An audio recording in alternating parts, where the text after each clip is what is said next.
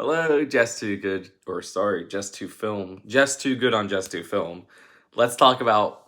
I just woke up. All right. Puss in Boots: The Last Wish. It just came out, and people are saying it's the best animated feature in a billion years. I do get this feeling where an animated movie comes out, and people are like, it's the greatest movie ever. And then I watch it, and it's like, the writing is awful. And then they're like, but it's a kid's movie. And it's like, what is it? Is it a movie for everybody like Toy Story 2, or is it a kid's movie like Cars? Regardless, where does Puss in Boots fall? I actually think this is a pretty darn good animated feature for this year. It's probably my second favorite, but I haven't seen Apollo. I haven't seen the Dragon movie from Cartoon Saloon. I still like Pinocchio a little bit better, Guillermo del Toro's Pinocchio. In this movie, we have kind of a standalone sequel to the Shrek franchise. I wouldn't even say it's the sequel to the Puss in Boots 2011 movie, though there are some elements from there. This is taking on a different animation style than the Shrek franchise, which I do think is a cool idea. And in execution, there's some gorgeous animation here. I especially like just the overall art design, where we have some gorgeous, colorful, vibrant backgrounds used very purposefully. And action sequences are really cool with these mixes of colors. There's this odd frame rate drop that I don't know if I totally dig. I know Spider-Verse kind of did this at points. And it's just like, well, when some other scenes are so fluid, it's almost like a comic book or anime inspired frame rate drop. That was a little bit off-putting, but as a whole, I love how the animation was used in action, and there's also some great visual gags in animation. Though I will say, the first 10 minutes, there was so much going on, and there were some great moments of animation in these first 10 minutes. It was a little bit too gonzo, and I kind of checked out those first 10 minutes where I was like, ooh, this movie's not going to be good. This is just very, very unfocused, and everything's popping up on the screen, and there's a billion things. There's a song, and he's talking, blah, blah, blah, blah. And we just got into this universe, and just everything's going crazy.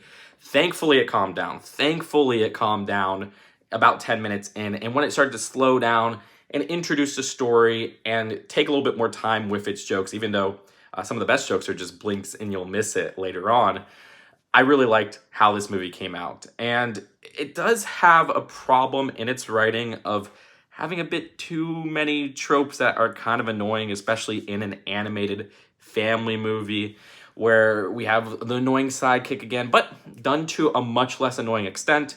And I think this sidekick character does not overstay their welcome, and also has a very good message that they just subtly add to it. I wouldn't even say it's too subtle, but it's done better than a lot of the other messages in this movie. The more subtle messages are done better than the overt messages in this movie. Not that having an overt message is a bad thing in a movie, but I think in this movie, especially in the third act, the worst part about this movie is just how the third act will do a very predictable conclusion to a storyline of this message we saw far away.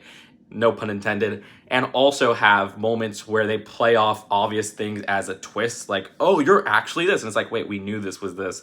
Then they'd add the conflict between the characters where they're trying to say something, but it's the wrong time, and it just doesn't work out in the timing of when they say it, which is like one of the most annoying, opposite inverse of liar reveal, where it's like, I thought you were saying this and doing this, but you weren't, but you were going to say it, and then other character interrupted right at the worst time we could possibly explain this. So those parts in the script are what weighs the movie down from being a great movie to me. But I still really like the humor in here. I really like some of its more subtle messages, and I love the overall look of this film. This film is also a little bit more musical than I expected, where it's not... Funny enough, my favorite movie for animation this year is Pinocchio, and this does the music better than in Pinocchio in terms of the lyrical song, because I do think the Pinocchio soundtrack is better, but Pinocchio will stop the movie to do a pretty bad musical sequence, and that's the one thing that weighs the movie down so much. This will have a musical sequence, but weave it into the actual story still progressing and the action still progressing, so it doesn't come off as too distracting, even if the music wasn't memorable, really, if you ask me. So yes, other things I have to say is the voice acting was some great work for using iconic actors. So John Mulaney shows up and literally just kind of does himself, and that's kind of a little bit annoying. But for the most part, I think for using celebrities, they have some good performances, and I think Antonio Banderas does a great job. Beyond the annoying sidekick, which maybe I'm being a little bit too harsh on that character because it is a better iteration of the cute, adorable, annoying sidekick. Some of the new characters were actually, I didn't really have a problem with the new character additions. As I said, John Mulaney's character, I don't really like the voice performance for because it's just him playing himself, but the writing on that character is really funny, and that has some nice messages to it that aren't as overdone as other movies this year that tackle some of the same messages. And there's one character they add halfway through, which is just like the funniest part of the movie. And I love how that character is used, except in the climax, which is kind of pop up. But that was an amazing addition and a twist on something we're super familiar with, especially this year. And like I said, those first 10 minutes were very hectic and annoying and almost headache inducing.